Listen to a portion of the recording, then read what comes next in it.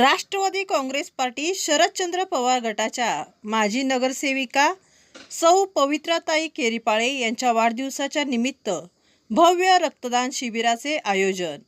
राष्ट्रवादी शरदचंद्र पवार गटाचे जिल्हा उपाध्यक्ष विनायक उर्फ बल्लूदादा केरीपाळे व सामाजिक कार्यकर्ते विपुल केरीपाळे यांच्या वतीने केले असून या रक्तदान शिबिरास प्रभागातील सर्व नागरिकांनी जास्तीत जास्त संख्येने उपस्थित राहून रक्तदान करावे।